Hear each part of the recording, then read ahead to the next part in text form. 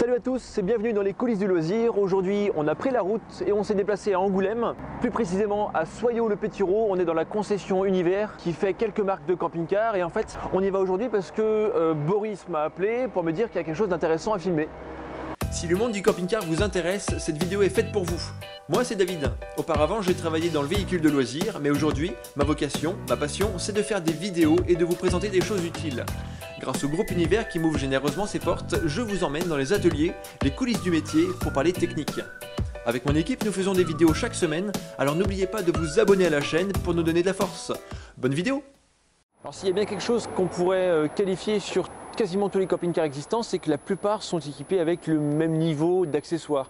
Ils ont tous un chauffage, un chauffe-eau, de l'éclairage, de l'eau, les toilettes, etc.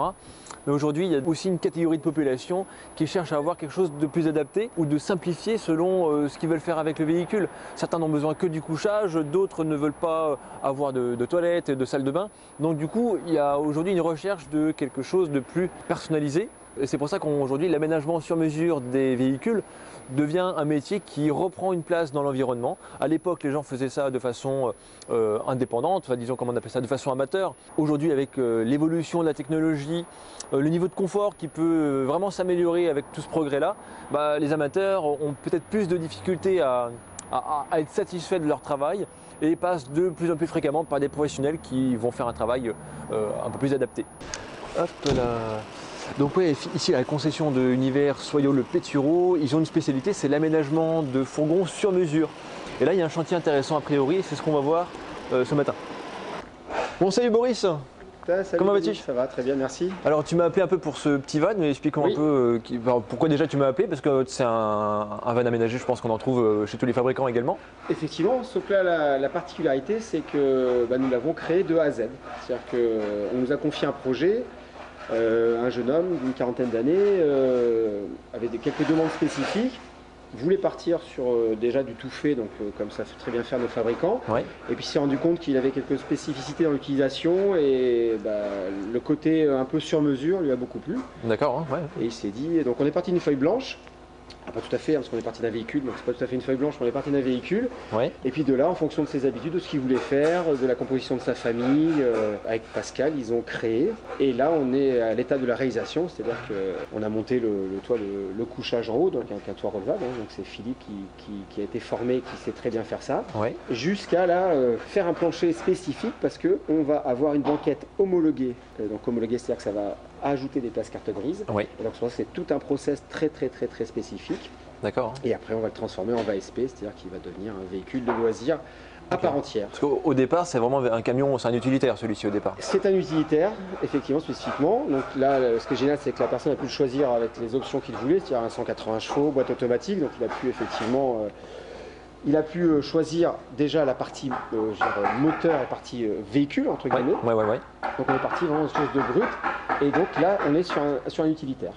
Et donc là, on est déjà à l'étape où il a été intégralement doublé, comme on peut voir. D'accord. Toute la partie électrique a été passée. On peut voir ici, effectivement, vous avez le disjoncteur, vous avez toute la partie électrique. La partie chauffage, tout a été passé également. Et l'une des spécificités, de ce que voulait ce client, c'est justement comme il fait beaucoup de sports de mer, donc le kitesurf, choses comme ça, il voulait qu'une bouche d'aération, une bouche de chauffage, ressorte dans son placard pour pouvoir sécher notamment ses combinaisons la nuit. Voilà le genre de choses qu'on peut réaliser. Ouais, c'est du sur mesure en fait. Oui, ce que ne font pas en fait la plupart des fabricants. Ils vont être sur un standard et puis chacun doit s'adapter avec ça. D'accord. Là, il a choisi la configuration. Donc on lui a proposé différents types de configurations. Il a choisi la couleur. Enfin, voilà, il a choisi de nombreuses choses. Et on va jusqu'aux embases pivotantes. Les embases pivotantes des sièges avant. Où effectivement, là, on les a rendus donc utiles. Ils vont pouvoir se retourner pour pouvoir faire un salon, pour pouvoir faire comme ça. D'accord. Donc vraiment, comme tu dis, on est parti d'un utilitaire tout à fait classique. Et on en a fait un VASP, donc un petit véhicule qui va être lui supra-équipé puisqu'on va avoir l'eau chaude, l'électricité, en fait il y a tous les standards. Voilà, il n'y a rien qui manque en fait par rapport aux autres qui existent. Voilà, effectivement, rien qui manque. Là, c'est vraiment, et c'est pour ça que je voulais que tu viennes parce que c'est le premier que l'on fait dans son intégralité. C'est-à-dire que parfois on a des demandes, on a simplement pour monter de l'eau, simplement monter d'électricité, simplement monter un toit, simplement monter... Ah oui, c'est vrai que les gens peuvent arriver avec un fourgon et se dire tiens, je veux juste un toit relevable et c'est tout. Exactement. Okay. Exactement. On peut commencer à se dire ben voilà, je ne sais pas trop, plutôt que de tout modifier comme ça, c'est de se dire déjà dans un premier temps, je vais l'isoler. Ça peut être ma première étape pour pouvoir dormir dedans. Même financièrement, ça peut-être permettre d'aller étape par étape. D'accord. Effectivement. Et donc là, c'est le premier qu'on fait vraiment dans une globalité totale où on va travailler l'intégralité des choses, c'est-à-dire l'électricité, l'eau, l'isolation, les doubles couchages, la banquette homologuée qui va être montée. Donc voilà. Et vous voyez les finitions, après, c'est cette personne, on est sur de l'alu donc par rapport aux normes, c'est ce qui nous est demandé. Et puis après, vous voyez derrière, il y a la finition qui va arriver ici, qui va être un plancher, donc qui a été choisi par... On est vraiment dans le sur mesure, hein. Ce qui est extraordinaire, c'est que Philippe, avec son expérience, est capable de réaliser énormément de choses avec le client, en fonction des demandes des clients. Oui, parce que là, il n'y a pas de standard, en fait, il faut y aller avec une lime et avec la scie. On a des gabarits quand même qui nous sont fournis, voire parfois Philippe retravaille certains gabarits parce qu'ils n'ont pas toujours tout prévu.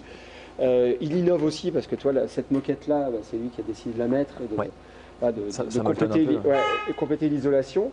Il y a on a quelques éléments et après lui il va les adapter et certains il va les créer pour vraiment faire du sur-mesure. Combien de temps globalement il faut pour faire un tel chantier? Parce que là on n'est pas sur une chaîne de production. Après c'est plus Philippe qui pourra en parler, mais en 3 semaines à mois on est capable de sortir un véhicule complet.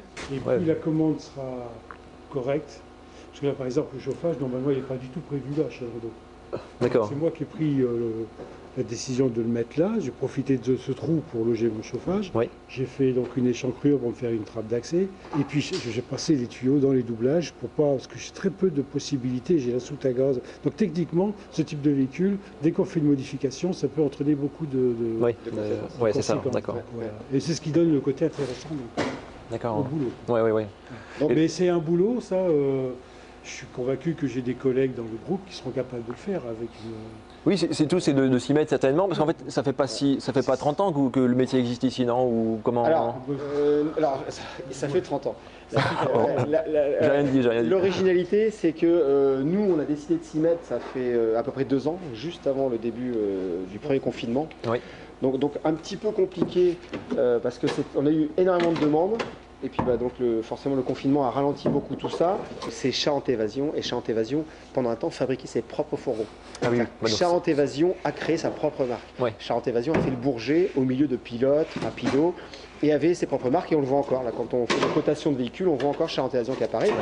Et l'originalité de tout ça, c'est que Philippe était là à l'époque. Oui, voilà. Ouais. Et Philippe construisait déjà des fourgons. D'accord. Et donc c'est pour ça que ça devient très intéressant parce qu'il revient à son métier, fabrication de véhicules. Donc l'expérience, ça fait 30 ans d'expérience quand même pour ce genre de geste. Ouais. Avec, comme dit Philippe, toujours cette capacité à s'adapter parce que chaque chose est nouvelle, il faut toujours réinventer, il faut toujours réadapter, qui passionne Philippe. D'accord. Et là, j'aperçois donc des meubles qui attendent d'être entrés à l'intérieur. Exactement. Ces meubles-là, c'est vous qui faites tout à chaque fois? Non, on en fait tout, on n'est que poseur. Ouais. D'accord. Les meubles sont fabriqués par un de nos fournisseurs. Ouais.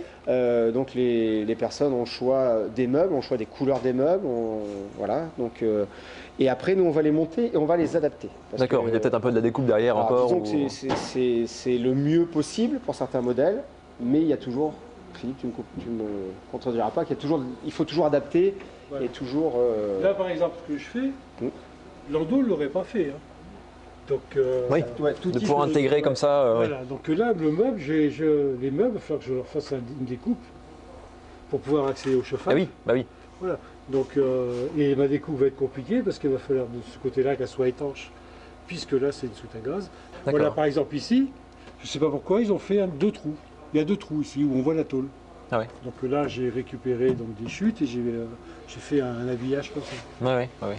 D'accord.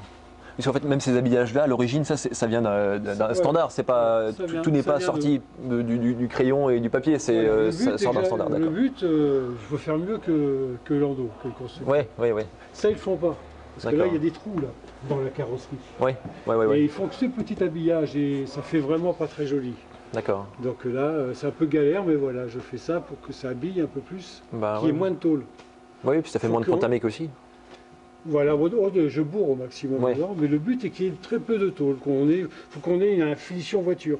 D'accord. Qu'on ait une finition coffre de bagnole, avec la banquette. Je pense que la plus grosse partie, c'est le toit relevable, non? C'est le plus spectaculaire, mais... c'est une découpe assez importante quand même, j'imagine, faut pas se tromper, quoi. Hein. Ah bah même 40 ans après, hein, toujours. Quand on coupe le toit, il y a toujours une petite appréhension. Hein. Ouais, bah oui. Mais bon, Et donc ça, oui, c'est un métier c'est un savoir-faire, je pense, qui n'est pas pratiqué partout. Toutes les concessions ne font pas ça en fait. Ah non, pour l'instant, on est la seule concession du groupe Univers à faire de l'aménagement. Il y en a très peu en France aussi, par le réseau Narbonne Accessoires. Je crois que c'est une dizaine ou une douzaine de magasins simplement qui est capable de réaliser ce genre de projet. Donc c'est vrai que là, c'est toute une équipe, parce qu'il faut une personne qui soit capable de vendre le projet, d'expliquer le projet, d'accompagner lors du projet. Parce que c'est beaucoup d'écoute, c'est beaucoup de... Si on veut faire du sur-mesure, le but c'est quand même d'adapter chaque véhicule. Bah oui, de faire une demande précise, quoi. Exactement. Ouais. Autrement, si on standardise les choses, il n'y a plus aucun intérêt. Et donc voilà, c'est toute cette partie-là. Après, c'est une discussion aussi avec Philippe pour savoir ce qui est faisable, les idées que Philippe a apportées par rapport à son expérience. Ouais. Et après, une fois que c'est fini, présentation du devis, parce que tout ça a un coût, parce qu'on est quand même dans du sur-mesure, même si ça reste bien plus intéressant que les véhicules neufs. Ça a quand même un certain coût. Parce que là, ce camion-là au départ, il est neuf ou il est d'occasion, celui-ci? Celui-ci est neuf. D'accord. Mais c'est une spécificité. Les gens viennent avec des véhicules d'occasion. On travaille n'importe quel type de véhicule. Le principe, souvent, les gens viennent avec leur propre véhicule, et nous, on s'adapte. D'accord. Et puis de temps en temps, les gens viennent, ils ont simplement l'idée, ils n'ont même pas de véhicule. Et là, nous, on peut, grâce à nos réseaux, les aider à acquérir le véhicule de leur choix. C'est ce qui a été le cas pour celui-ci. D'accord, donc il y a des critères bien spécifiques. Ouais, tout à fait. Comme c'était du neuf, on a pu, nous, après, aller chez Peugeot, parce qu'on travaille un petit peu avec Peugeot, et pouvoir aller chercher, en fonction du cahier des charges, comme tu disais, le véhicule adéquat pour notre client. Et le monsieur et madame tout le monde qui aménage lui-même son fourgon, comme on a vu il y a une époque. Ça arrive toujours. On voit que de plus en plus, quand même, ils viennent chercher des conseils. Philippe travaille sur un bibliobus. Oui. Donc là encore une fois, voilà, c'est tout type de véhicule, parce que nous potentiellement, Philippe a travaillé aussi sur un camion, tu sais, un camion frigorifique. Donc pareil, il a intervenu dessus. Oui. Donc c'était un poids lourd. Je travaille sur un véhicule qui est parti faire l'Afrique. Ouais. L'Afrique, d'accord. Donc si tu veux, tout type de véhicule, vu que c'est du sur-mesure. Après, la difficulté, c'est qu'on va sortir un petit peu des standards, et donc forcément, là, il y aura un peu plus de création de notre part, enfin de la part de Philippe, essentiellement, parce que pour recréer certaines choses, mais tout type de véhicule peut être fait. Et donc les personnes, notamment le bibliobus, là, c'est une espèce d'échange qui va se faire, c'est-à-dire que nous, on intervient sur certaines parties, eux, derrière, se gardent, un peu comme des travaux dans une maison, quoi. Ils se gardent des éléments un peu plus simples. Et puis toute la partie très technique, Philippe notamment a fait l'électricité là dernièrement sur le bibliobus. Puis comme ça, on va intervenir au fur et à mesure pour compléter ce que les gens auront continué à faire. Donc on n'est pas obligé de venir en disant je veux tout faire, tout nous laisser faire. C'est toujours une discussion entre nous. Et il nous est même arrivé dernièrement de fournir un kit complet. La personne va le monter tout seul chez lui. Ah oui, d'accord. Mais au moins, ça lui fait gagner du temps. Et puis ça lui fait gagner du temps. Peut-être plus propre aussi. Tout à fait. Après, voilà, c'est un peu comme dans une maison, il y a des très bons bricoleurs, il y a des gens qui sont un peu moins bons bricoleurs. Voilà, c'est vrai que voilà, on dit quand même de faire très attention par rapport à ça, parce que l'isolation, l'électricité, c'est pas neutre, l'eau, c'est pas neutre, le gaz, c'est pas neutre. Et les finitions, c'est pas neutre non plus. Et ça me rappelle, quand j'étais vendeur, moi j'avais une fois un de mes contacts, un monsieur qui voulait partir dans le Sahara avec un véhicule aménagé, mais pour lui il fallait passer par une solution sur mesure. Et il me parlait de plaques sous le moteur, de protection. Enfin, il allait chercher assez loin. Ça potentiellement, c'est des choses qui sont faisables ici ou... On ne touche pas, nous, le véhicule en lui-même. Ça, on pourra le faire parce qu'on a des partenaires avec qui on travaille. Oui, voilà, ça qui vont bloque travailler pas. Le véhicule, qui vont travailler le véhicule. C'est-à-dire que c'est comme ce monsieur, j'imagine que ces pneus doivent être des pneus spécifiques. Enfin bon, il y a beaucoup d'éléments. Philippe va lui apporter, lui, spécifiquement des solutions techniques, parce que je pense que cette personne aura besoin de plus d'eau, de ce genre de choses. Ouais. Donc Philippe va se creuser la tête pour trouver des solutions pour pouvoir optimiser, si tu veux, l'aménagement par rapport à l'utilisation qu'il va en faire. Ouais. Et après, par contre, tout ce qui est véhicule en général, là, nous, on a des partenaires, même filmer, toi, s'il veut des films foncés sur les vitres, choses comme ça, on va travailler avec des partenaires. Bon, il y en aura d'autres, j'imagine, à l'avenir. Enfin, c'est un souhait, en tout cas, vous voulez développer cette partie davantage Oui, on est à nouveau sollicité, donc ça, c'est pour nous très important. Et il y a quelques devis en cours. Et encore une fois, du simple, comment dirais-je, élément à un devis global. Donc, le simple élément, c'est l'isolation. On a des isolations en cours, les gens qui veulent des isolations. Un toit relevable. La personne veut simplement un toit relevable pour l'instant. Et ainsi de suite. On communique très peu, on n'est pas forcément référencé. Et le but, c'est de pouvoir Si on peut en faire un par mois, ça serait quand même quelque chose d'assez exceptionnel. Et je pense qu'on a la demande, et à nous, effectivement, maintenant de... Bon, sans communication, on ne devine pas forcément. Enfin, je veux dire, c'est pas inné, quoi. Les gens pensent que l'aménagement sur mesure, ça se fait plus, ou alors il y a des métiers, il y en a qui faisaient ça, mais ça se fait quand même. Ça bouge vite. Ça bouge quand même. Il y a encore des secteurs qu'il faudrait s'intéresser. T'as motocross, moi je vois aussi sur les triathlons, comme ça, enfin toutes ces personnes qui ont besoin de bouger pour aller sur des compètes, le parapente, comme ça, enfin toutes les activités de plein air, même le canoë, enfin ce sont des gens qui ont besoin de bouger. Et souvent l'hôtel c'est pas génial. Ils sont après sur le camping traditionnel, on en a quelques-uns, mais c'est pas toujours évident non plus parce que c'est des gros gabarits. Parfois ils ont besoin d'aller vite, de se déplacer à certains endroits, d'être mobile très rapidement. Pas toujours adapté à un gros camping-car, et là on leur apporte des solutions qui sont extraordinaires. Parce que après on peut aménager plus grand, on peut aménager un peu plus gros, enfin je veux dire dans l'absolu. En fait on parle d'un petit van, mais on peut aménager un camion, un peu plus important, du gâteau un peu plus. Parce que là c'est très bénéfique sur ce qu'on appelle H1, c'est-à-dire les véhicules de moins de 2 mètres. Parce qu'ils sont dans la catégorie voiture, donc ça intéresse beaucoup de monde, c'est plus discret. Ça se déplace bien. J'avais vu une vidéo que vous avez fait il y a quelques temps avec Dorian, je pense, sur un van. Je me souviens, à l'extérieur, il avait tout d'un camion. Exactement. Et à l'intérieur, il était complètement aménagé, c'est ça? Exactement. Cette discrétion-là, nos clients aiment beaucoup parce qu'on ne met pas de logo, on ne met pas de choses comme ça. On va les signer, on va mettre une petite plaque, mais ça va rester très discret. Et ça, c'est appréciable. Parce qu'on peut dormir partout, on peut se poser partout. Et c'est une vraie liberté d'avoir ce genre de véhicule. Je pense que dans l'aménagement sur mesure, on trouve tout et son contraire. Enfin, il doit exister. Il y en a qui doivent bricoler. Et puis, très bons professionnels. Voilà, c'est ça. Ça, c'est une certitude. Et toi, ce genre de choses, ça se voit pas. Mais le fait d'avoir tout rentré à l'intérieur, d'optimiser chaque élément, c'est pas des choses qui vont se voir. Mais techniquement, c'est de la recherche. Techniquement, c'est quelqu'un qui va être satisfait parce que justement, ça se voit pas. Et c'est ça qui est extraordinaire. Après, la mise aux normes aussi.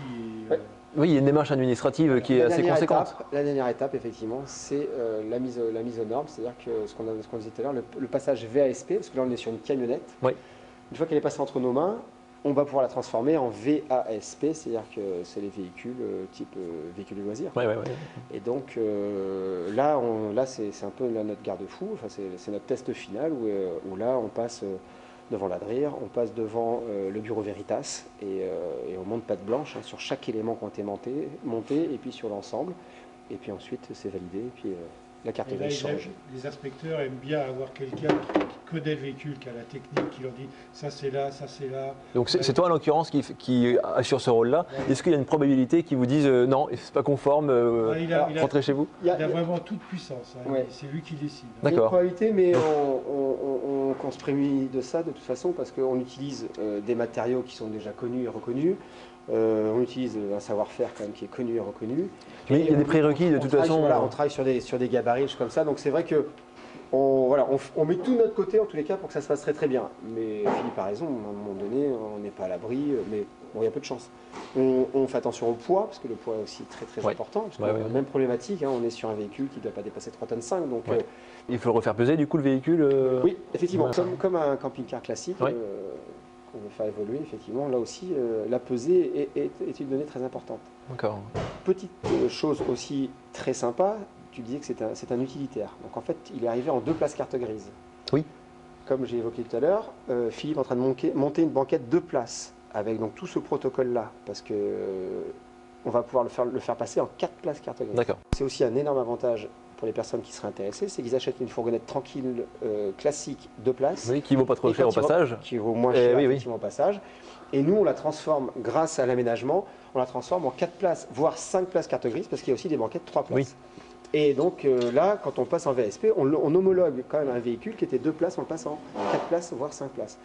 Et ça, c'est, moi je pense, un argument qui n'est pas du tout négligeable, parce qu'en plus, Philippe le dit mieux que moi, mais tout se démonte, donc la banquette s'enlève, donc après, on est sur un véhicule qui peut être utilisé en utilitaire. D'accord, un peu comme tel qu'il est là, on a tout le volume. Il n'y a que les meubles. Les meubles, voilà, à peu près. Toi, cette largeur, c'est les meubles. D'accord, donc on a tout, quand même, ce champ d'utilisation pour mettre des vélos, pour aller se balader, pour...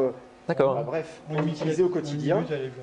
On redonne, entre guillemets, l'utilisation très première qui peut être le transport, qui peut être des choses lumineuses. D'accord. Il faut faire attention parce qu'on l'a aménagé quand même, donc on va pas. Oui, voilà. Les gens protègent un peu quand même parce que les ronces, des choses comme ça. Les palettes de cailloux, bon. Voilà, on va faire un petit peu attention, mais après l'utilisation, on ne le maîtrise pas. D'accord. Effectivement, c'est génial parce qu'elle se démonte. Et là, du coup, au stade d'avancement du chantier, là, il reste en gros combien de. Enfin, alors, il reste à monter les meubles. Ce soir, le plancher avec ses finitions sont faits. Ouais. Donc là, eh bien, les meubles, pose des meubles, là, ça va très vite. Parce que j'ai tout préparé avant de mettre le meuble. Oui, voilà, il n'y a plus qu'à l'amener. Voilà, et puis après, la banquette, après, ça, c'est juste. Voilà. Se met vraiment quand tout est prêt. Oui, c'est rapide, voilà, ça se met à la fin, d'accord. Ouais. Ok. On part sur une livraison, on va en parler. Ouais. Samedi, là ou samedi d'après, en fonction de la disponibilité du client. Et donc là, c'est notre premier, donc on a envie de faire quelque chose d'un petit peu sympa. C'est-à-dire que déjà, il n'y a pas de manuel, donc il va falloir qu'on l'accompagne dans une livraison, comme tu connais les livraisons. Oui, il y a une remise en main un peu plus poussée, j'imagine. Un peu plus poussée, parce que là, en plus, voilà, Philippe a réservé des surprises, parce qu'il faut le dire, il a quelques surprises, c'est-à-dire qu'il a rajouté des prises, parce qu'il s'est dit, effectivement, une fois que j'ai tiré mes câbles, autant le faire dès le maintenant, autant réfléchir au mieux. Ouais. Donc lorsqu'on déplie la banquette, le lit, s'il dort de ce côté, bah, pourquoi pas, il aurait pu avoir besoin d'avoir des prises de ce côté. Ouais. Donc il en a rajouté un peu partout pour que, là aussi pour optimiser. J'ai mis un 12 volts pour qu'ils puissent alimenter un USB pour leur jeu. Et donc voilà, c'est là où même voilà, quand on a prévu, l'avantage du sur-mesure, c'est même quand on a prévu, on peut sortir un petit peu des choses, on peut effectivement améliorer en créant. C'est ce que disait Philippe, hein, quand il s'adapte, il améliore souvent en créant. Et là du coup, sur ce genre de véhicule, comment ça se passe au niveau des garanties ? Alors des garanties, c'est très très simple. Là, on est dans de la pose d'accessoires, comme on retrouve sur les magasins d'armes d'accessoires. Et donc, chaque élément qu'on vient y apposer est garanti en fonction du constructeur sur une certaine durée, pièces et main d'œuvre, bien évidemment. Et là, après, souvent c'est 2 ans, hein, sur les choses classiques. Après, je ne connais pas par cœur tous les éléments qui ont été rajoutés, mais ça, bien sûr, il y a une garantie. Je connais moins effectivement la partie toit, je ne sais pas, parce qu'on en vend moins souvent, ça, on les vend que pour ça. Là aussi, il y a une durée de garantie. Oui, sur l'étanchéité aussi, j'imagine, et tout. De la même façon. De la même façon, et donc chaque élément est garanti, bien évidemment. Donc ici, on a le cas de figure d'un fourgon qui a été aménagé sur mesure avec la totalité des équipements classiques, ce qui est rare parce qu'en fait, souvent ceux qui font de l'aménagement sur mesure, ils vont préférer un aménagement de certaines parties uniquement et pas le reste. Et ici, en l'occurrence, on a chauffe-eau, chauffage, toit relevable, isolation, douche, évier, cuisine, du placard. Qu'est-ce que j'oublie encore ? Après, les places pour la route qui ont été ajoutées. Et en fin de compte, ici, on a un véhicule qui est neuf avec 180 chevaux, boîte automatique. Et je crois qu'on est aux alentours d'un budget à 50 000 €, ce qui n'est pas excessivement cher finalement par rapport aux autres véhicules qu'on a dans le commerce. Sauf que là, on a quelque chose de sur mesure. Le client a choisi la couleur, il a choisi à quel endroit il voulait tel meuble, il voulait vraiment tout configurer. Et franchement, je trouve pas ça déconnant. Je sais pas qu'est-ce que tu en penses toi Simon, mais quand on voit les prix des véhicules standards ou qui sont sur un catalogue, donc on le choisit tel qu'il est, ici on peut aller chercher vraiment beaucoup plus de personnalisation. Et je pense à tous les métiers, pas les métiers, mais toutes les pratiques de loisirs avec, je sais pas, les motos, les sports, etc. Je sais pas, là où il y a des concours, des compétitions, des rassemblements, les gens se déplacent, mais parfois sur le lieu d'événement, il n'y a pas de quoi coucher. Typiquement, c'est là où le van aménagé est hyper recherché. Mais je suis assez surpris là pour un fourgon neuf à ce prix-là en boîte automatique 180 chevaux. C'est franchement pas déconnant, ça reste un budget. Moi je m'attendais à 80 000, tu vois. On se dit toujours que l'aménagement sur mesure, forcément sur mesure c'est automatiquement plus cher, mais pas tant que ça. Après bon, moi je prends des références peut-être, voilà. Je sais qu'à moins de 50 000 on trouve des vannes aménagées de la même façon. Là, le chantier, donc là bon, on avait passé une journée avec l'équipe. Bon, le chantier avance doucement, c'est de la précision. Là, je vois qu'il expliquait que le plancher d'origine du fourgon était très légèrement incurvé, ce qui fait que son plancher ne pouvait pas être d'aplomb d'office. Il doit réaliser des cales qui sont découpées au millimètre pour compenser cette courbure. Donc c'est du temps supplémentaire. C'est jamais, tout ça n'est évidemment pas prévisible d'office. Salut à tous, on se retrouve 10 jours plus tard puisque aujourd'hui ça va être la livraison au propriétaire de ce véhicule. Boris m'a rappelé pour que j'y retourne parce que là maintenant le véhicule est complètement terminé, il est propre, il est présentable. Donc on va en faire le tour une nouvelle fois en vidéo, ça va être sympathique. Aujourd'hui exceptionnellement Simon n'est pas là avec moi pour me cadrer, donc je vais me débrouiller tout seul. Et puis là je vois que le soleil est en train de montrer le bout de son nez. Ils avaient prévu une météo plutôt désagréable, mais là c'est plutôt bien parti, donc on va en profiter au maximum. Allez.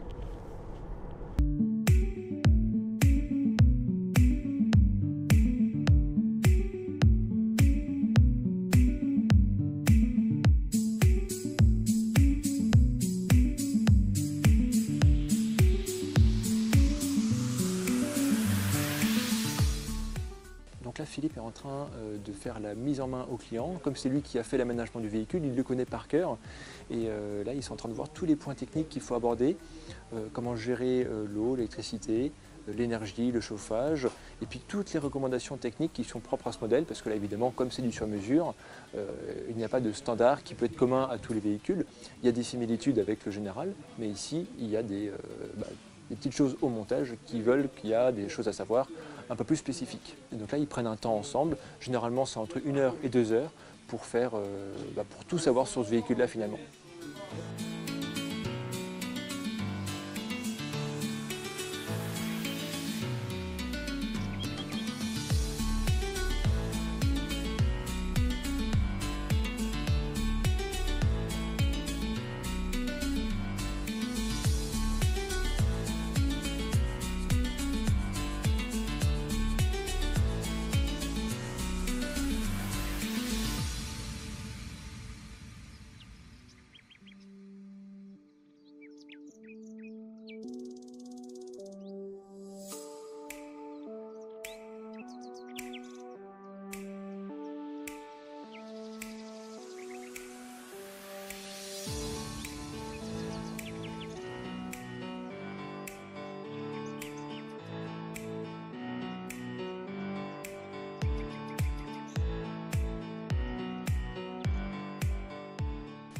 Alors si j'ai compris, c'est la première fois que vous achetez un véhicule de loisir, enfin dans cette catégorie, hein.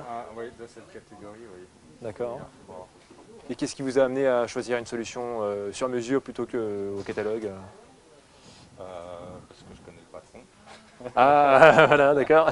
Ça, et puis non, le fait à l'époque d'en trouver un sur cette base, la Peugeot Expert, puis partir sur un California, c'était aussi une catégorie de prix au-dessus. Ouais. Ça marchait, et puis la proximité aussi avec la concession, pouvoir l'adapter pile comme il faut par rapport à son besoin. Mon besoin était d'avoir un truc qui soit fonctionnel, simple, facile d'entretien, et sur le marché il y avait quand même des trucs qui étaient très beaux, salissants, un peu fragiles. C'est pas faux, ouais. Et si j'ai compris, ouais, vous faites de la plongée, c'est ça? Ou il y a une activité qui nécessite...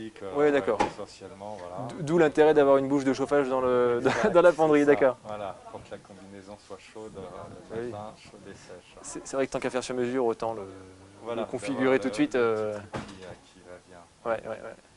Et ça fait longtemps que vous l'avez commandé ou... Ça fait 1 an. Un an, ouais. Un an, Et je voyais aussi qu'extérieurement, il est très très sobre, très discret, c'est blanc, il n'y a pas de jantes, enfin, c'est des jantes tôle et tout. C'est volontaire justement cette discrétion? On le fera après, en fait, je vais aller appui moyen, là il y a un publicitaire, un modèle, qui va me proposer effectivement d'ajouter, mais ouais, je voulais un truc qui attire pas l'œil. Ah bah si, au contraire. On filme la réalité, monsieur. C'est ça. En fait, moi, je vais devoir venir plus souvent ici parce que dès qu'ils font une livraison, ils ramènent de la bouffe, ils ramènent l'apéro, la bouffe au client. Alors, disons, je vais en profiter du coup. Hein. Ça te dérange pas? Chez nous, vous arrivez déçu. Voilà, tu m'appelles dès que vous faites une livraison, moi, je rapplique.